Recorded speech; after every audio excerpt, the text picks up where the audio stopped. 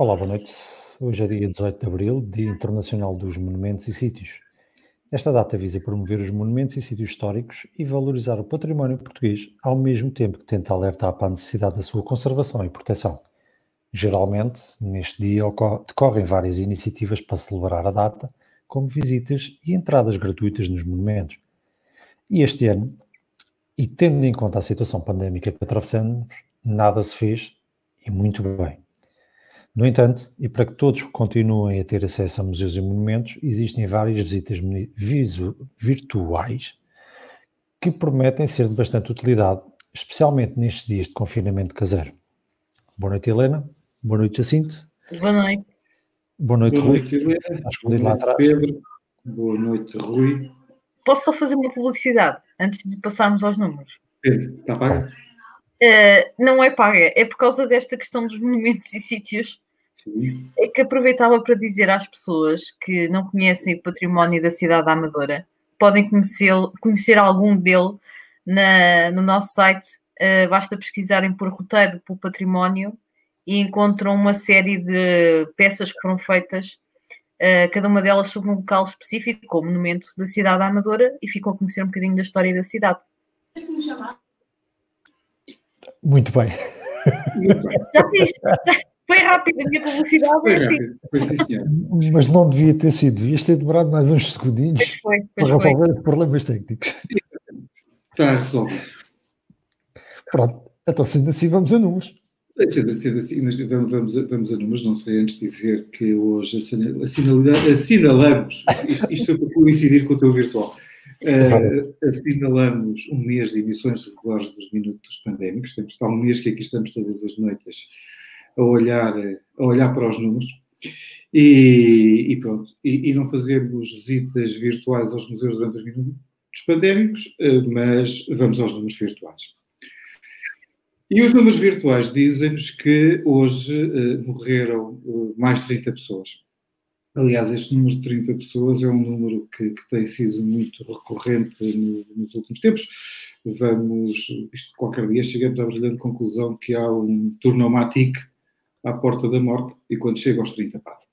Esperemos que não seja aqui um lapso dos serviços que fazem a contabilidade, porque quando há muitas coincidências e números são dispares, por vezes as coisas podem ter outro significado. Mas são estes números que temos, são estes os números de que falamos. Atingimos hoje os 687 mortos, de acordo com o relatório oficial da situação. Casos recuperados temos mais 91, 610, e casos confirmados mais 663 que ontem, ou seja, um aumento de 3,5%, atingindo o número de 19.685. A taxa de mortalidade em Portugal passou para 3,5%. Continuamos a ter a maior incidência de casos a norte, com 11.762 casos, mais 438 que ontem. Dos novos casos, 66% foram a norte e a região norte significa 60% do total de casos a nível nacional. Também no que diz respeito aos casos mortais a norte, 4,2%, a taxa de mortalidade é 4,2%, ou melhor, perdão, teve um aumento de 4,2%, com 16 mortes registadas e um total de 393.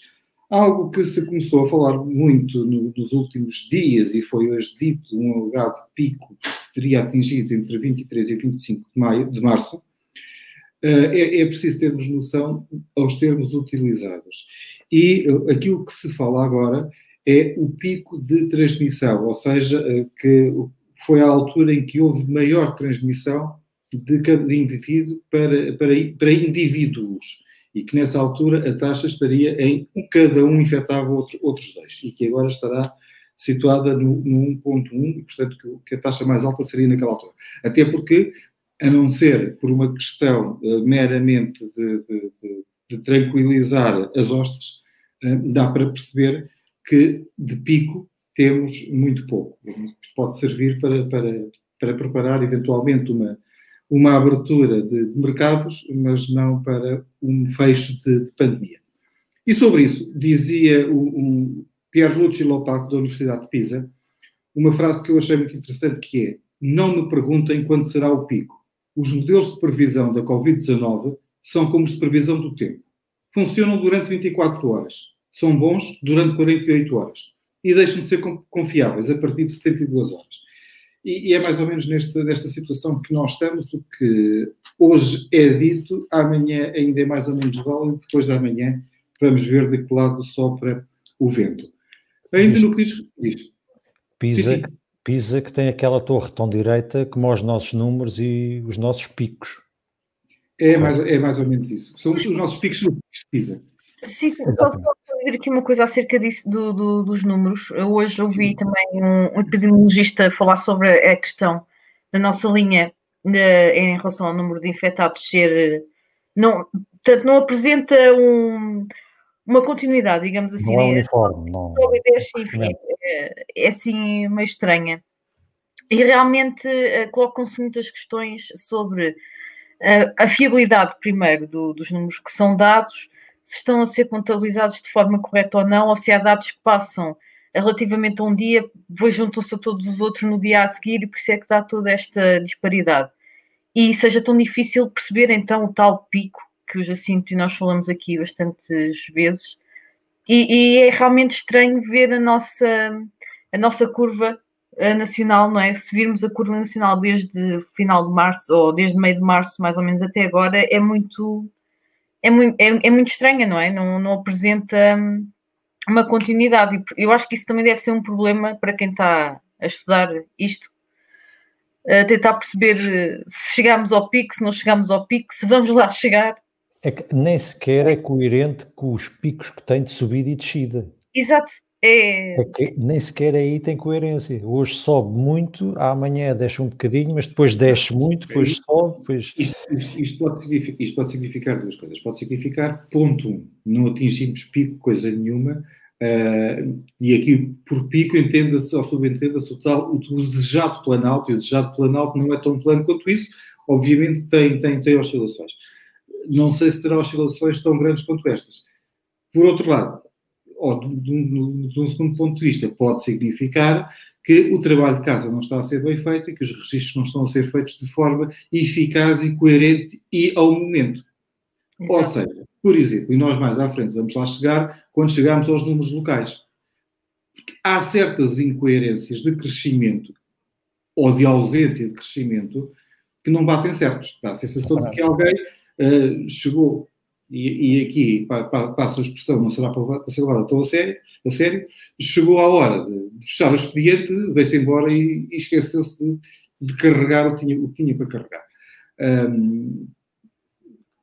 E todos estes números, muitas vezes, depois lançam esta confusão. Aliás, lançam tanto a confusão de que, desde o início, nós temos tido uma situação que é os relatórios, por exemplo, quando vem o relatório de situação demográfico, nunca bate certo a taxa de casos que aquele relatório apresenta. Varia, agora tem vindo a crescer, mas é 80, 81, 82, 84, 71, 100%, mas os 100% nunca foram 100%. Sim, eu dei-me ao trabalho de os somar todos. E antes que alguém diga, está bem, mas há aqueles a menos 3. Tinham que haver muitos menos que 3 e não temos municípios para tanto. Portanto, há aqui esta incongruência dos números. E esta incongruência pode levar também a alguma pouca confiança, às vezes, naquilo que se está a dizer. E podia ser tudo muito mais simples, até porque, vamos ver uma coisa, eu bem sei, por esse mundo fora, tem sempre existido alguma dificuldade nos números e tem-se chegado à conclusão mais tarde de que afinal havia mais casos do que aqueles que estavam reportados ou que havia mortes que não estavam identificadas com a Covid e que passaram a estar, mas não é disso que se trata. Trata-se de que os números que são informados pelas autoridades locais são os números que estão por base do relatório nacional. Portanto, não faz sentido que o relatório local depois só reflita parte desses números. Não faz sentido. Pronto. Sim, mas pronto. Peço desculpa pela interrupção. Pode continuar.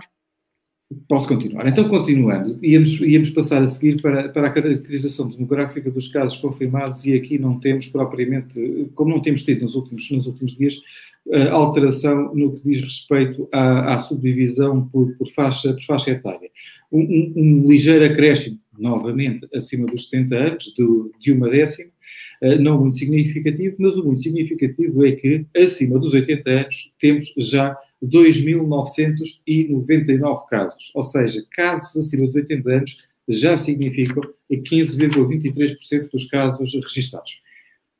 Por outro lado, no que diz respeito aos óbitos, temos que 86,75% dos óbitos estão situados acima dos 70 anos.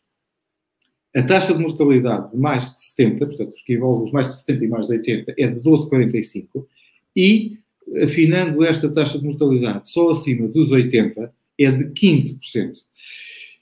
Isto, se olharmos para o número de casos confirmados, 2.999, dá para ter muito bem noção do quão dramática ainda é a situação e de quão dramáticos estes números ainda vão ser. No que diz respeito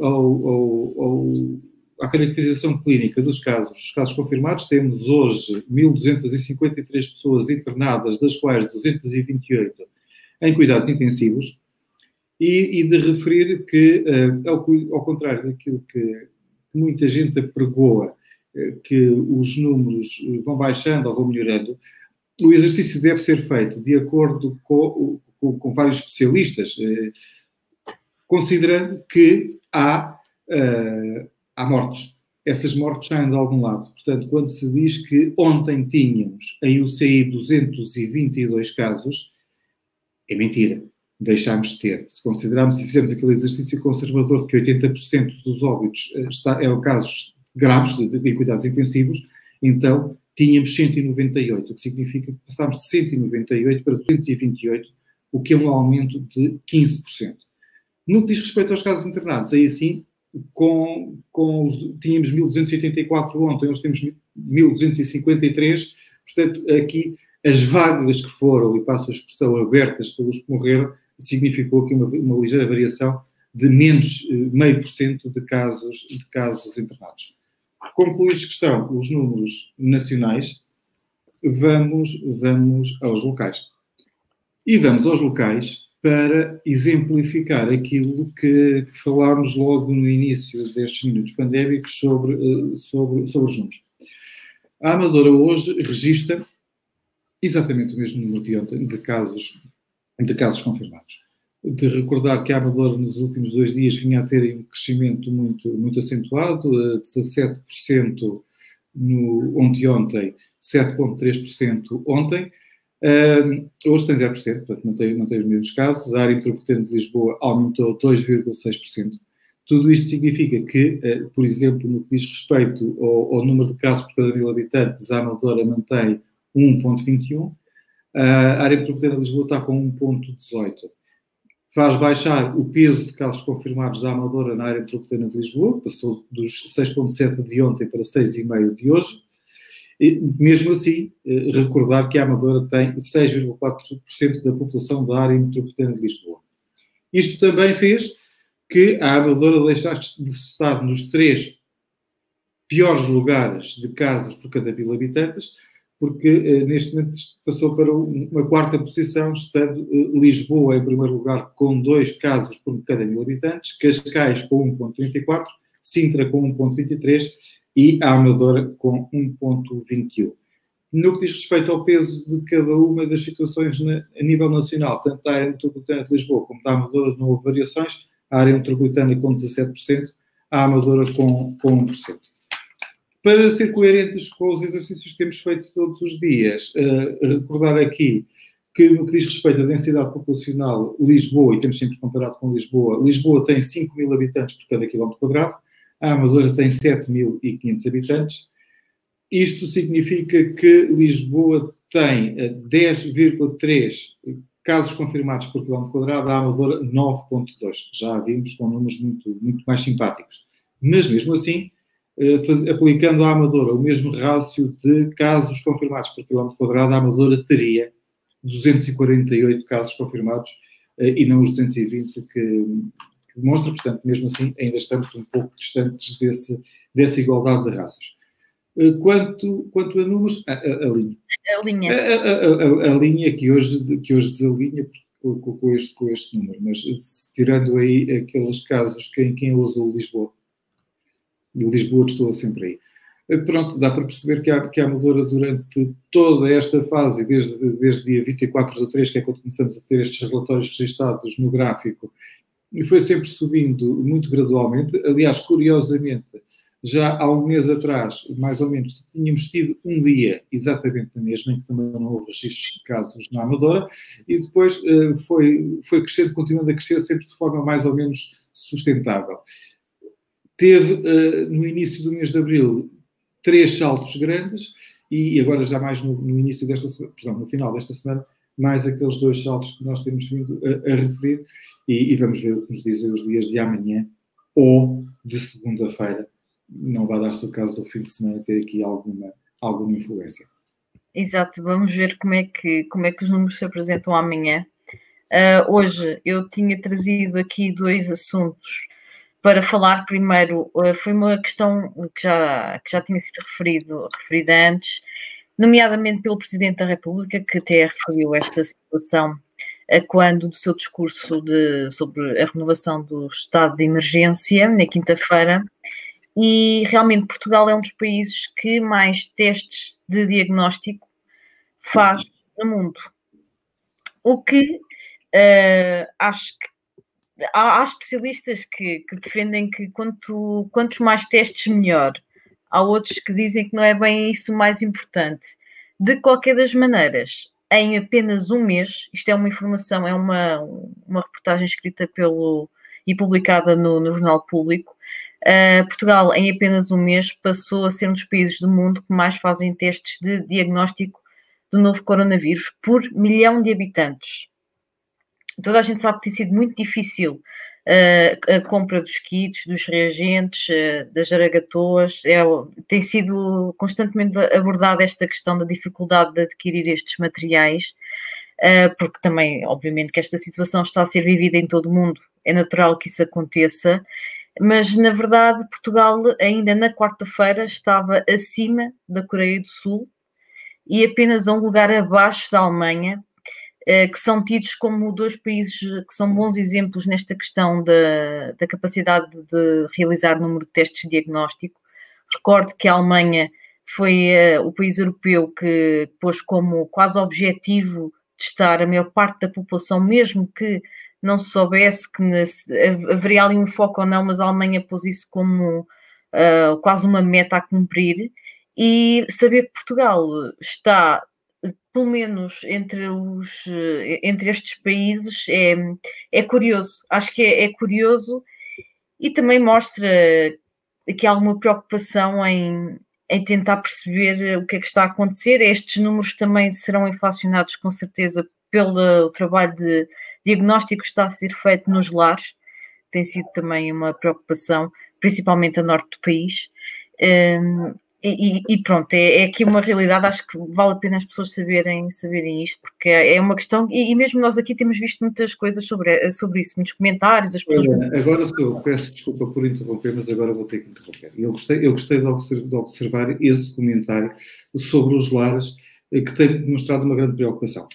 Mas, sobretudo, eu acho sempre interessante quando se demonstra preocupação por palavras e não por atos. Porque ainda o outro dia ouvi numa conferência de imprensa a Diretora-Geral da Saúde a dizer que os problemas dos lares é porque os lares não cumpriram as indicações que lhes estavam a ser dadas, não criaram as condições. Ora, muito bem. Então, parece-me a mim que não temos que esperar por enterrar o lar completo. Se a senhora Diretora-Geral da Saúde sabe que os lares não cumpriram e não estão a cumprir, não temos que esperar que os casos aconteçam. Temos que atuar. Aliás, estamos a viver, inclusive, o 3º estado de emergência, que prevê muitas coisas, nomeadamente o Estado poder tomar conta de propriedade privada. Portanto, Se os lares não estão a cumprir com aquilo que foram as diretrizes da Direção-Geral de Saúde, a Direção-Geral de Saúde, o Ministério da Saúde, o Governo, quem quer que seja, só tem que atuar, tirar de lá para fora que não está a cumprir e fazer cumprir. Justificar as mortes que estão a acontecer nos lares e que continuam a acontecer. Os novos casos estão a aparecer. Eu já nem vou falar no passado, vou falar nos novos que estão a aparecer.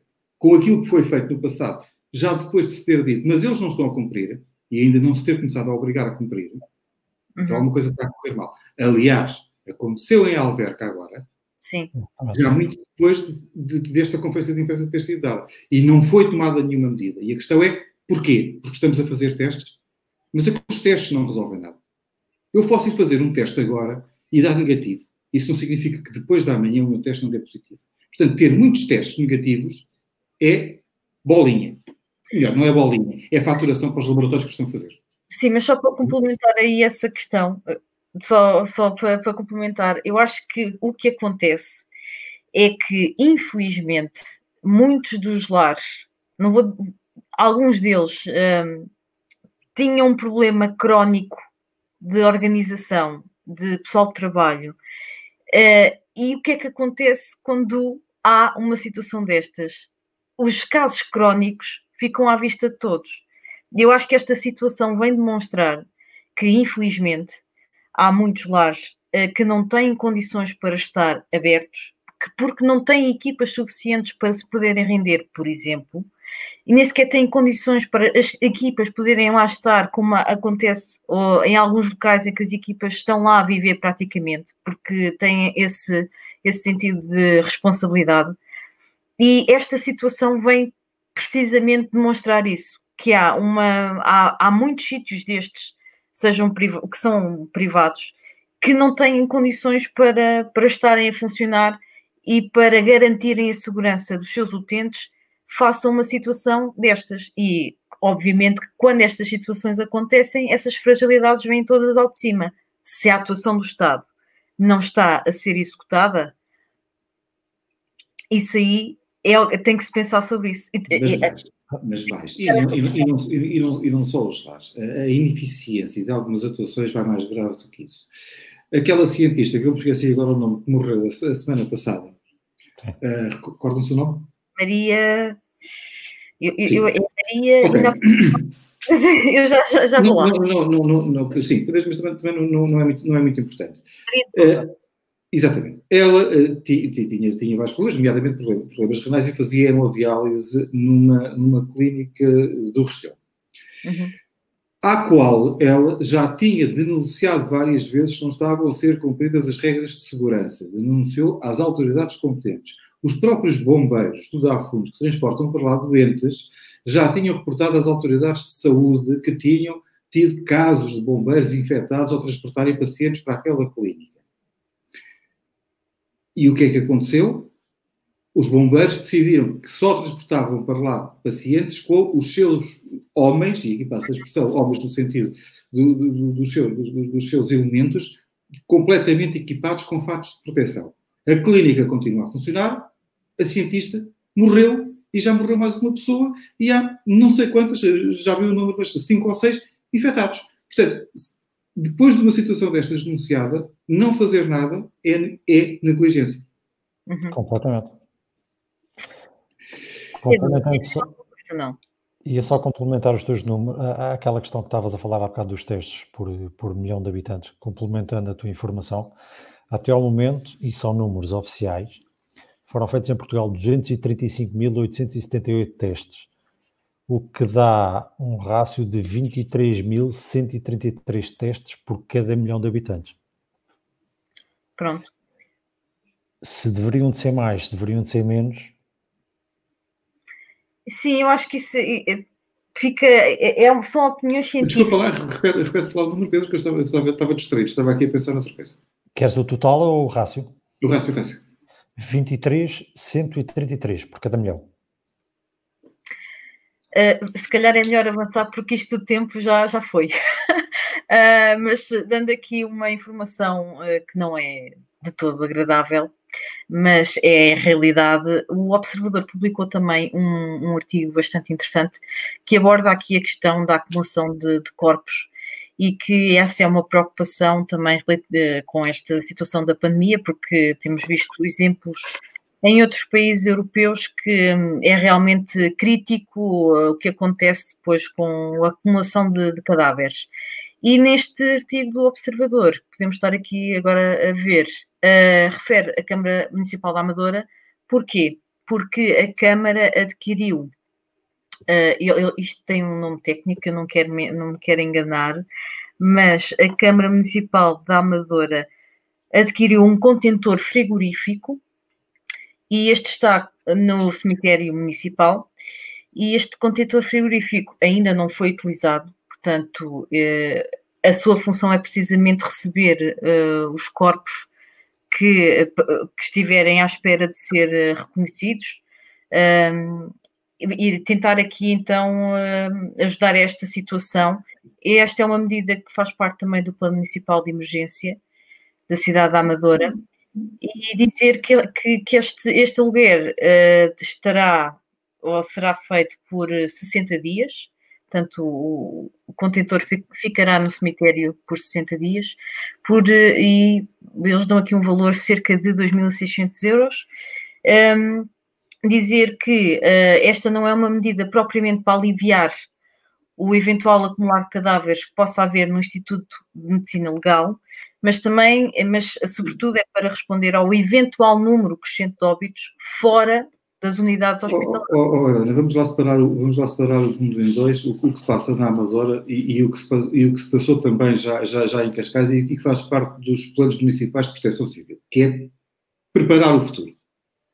E preparar o futuro com medidas que esperemos nós nunca venham a ser necessárias, como aqueles equipamentos de retaguarda que foram inaugurados o outro dia, como o contentor frigorífico. Cascais não foi um contentor frigorífico, foi um caminhão frigorífico que vai dar ao mesmo, faz frio. Aqui a questão que se coloca uma vez mais tem a ver com outra questão. Essa situação não é o que está a acontecer em Lisboa com o Instituto de Medicina Legal. O Instituto de Medicina Legal rebentou pelas costuras, porque não tem capacidade nem para os mortos que estão a aparecer agora, e como já vimos, há 30 senhas diárias, mas devido a todos os cadáveres que já lá tinham. E segundo alguma coisa que eu li hoje, há cadáveres de 2016, portanto, com 4 anos no Instituto de Medicina Legal. Ora, aqui a pergunta, e porquê? Porque são ou indigentes, pessoas não reconhecidas, que as famílias não os reclamam, e então, de vez em quando, a Misericórdia de Lisboa, acho que vai lá buscar uns quantos e faz o chamado enterro social. Eu diria que era muito mais prático ser o Estado a chamar a si, nesta fase, ser o Estado a chamar a si essa situação e fazer todos os enterros sociais que tivesse que fazer para libertar espaço no Instituto de Medicina Legal e não andar a alugar contentores frigoríficos, porque o problema mantém-se lá. Os cadáveres de 2016 continuam lá. E continuam os 16, os 17, os 18, os 19 e agora os de 20. Mas lá está, esse é um problema que já existe, novamente, como estávamos a falar há pouco, que se torna mais evidente nesta situação e, se calhar, digo eu, seria uma posição a pensar que se calhar o Estado tem que realmente agarrar também nesta questão e tentar resolvê-las o mais rápido possível, independentemente de estar... Sabe que há alturas em que é preciso pensar, há outras alturas em que é preciso agir. No momento em que for preciso pensar em alugar equipamento frigorífico, devia-se ter agido e enterrado, cremado, o que quer que sejam os cadáveres que lá estavam.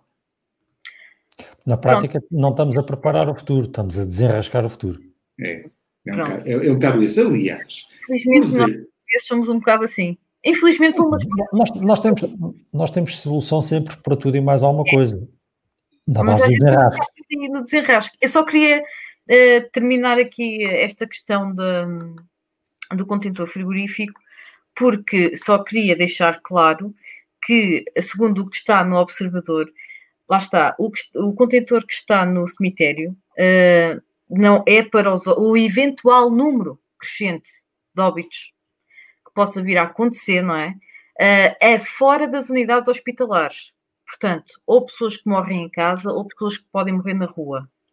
Pronto. E a ideia é o quê? É que este seja um alívio às agências funerárias, porque, segundo a fonte da autarquia, o Conselho da Amadora não tem capacidade de resposta para um número elevado de óbitos e pronto, e então arranjaram esta solução. Mas, portanto, não é para pessoas que morram nos hospitais. Só para deixar isto claro.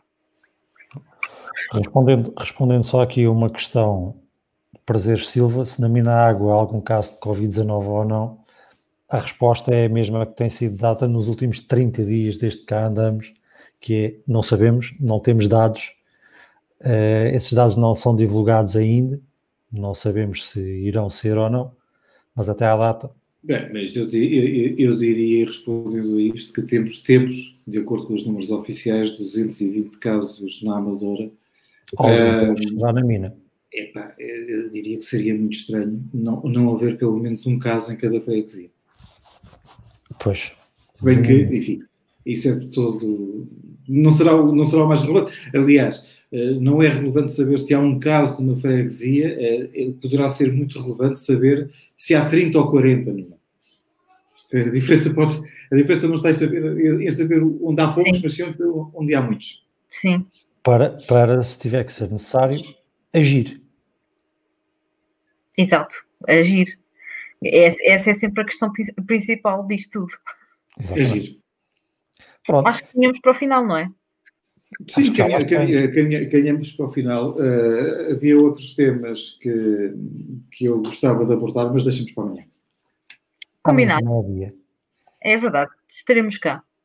Assim sendo, e como o tempo em casa, não sei se querem já despedir-se, despeço-me eu. Despedimos-nos já. Boa noite, fiquem em casa e tenham cuidado. E pronto, encontramos-nos amanhã, à mesma hora, aqui, a falar sobre assuntos de Covid. Eu despeço-me e deixo já, entre parênteses, na despedida, um dos temas que quero abordar amanhã. Até amanhã. Não, utilizando as palavras do delegado de saúde, não estraguem aquilo que já conquistaram e, sobretudo, não se esqueçam, alguns não se esqueçam, que o facto de estarmos a viver um momento complicado, de estarmos a viver uma pandemia, de estarmos em estado de emergência, isso não significa que se use e abuse de poderes e poderzinhos para criar situações que dificultam a vida das pessoas, que dão cabo da vida das pessoas. Não justifica aplicar-se os decretos que são feitos para beneficiar a vida da sociedade, a vida económica, a vida das empresas, a vida dos trabalhadores, em benefício próprio. Boa noite e até amanhã. Posto isto, e tendo em conta que muitos de nós continuamos a passar muito tempo em casa, isto também derivado de algumas semanas de quarentena que já levamos, há quem comece a aprimorar e a aperfeiçoar alguns dotes. Neste caso, os dotes são aplicados a nível de culinária e ao pequeno almoço. Até amanhã.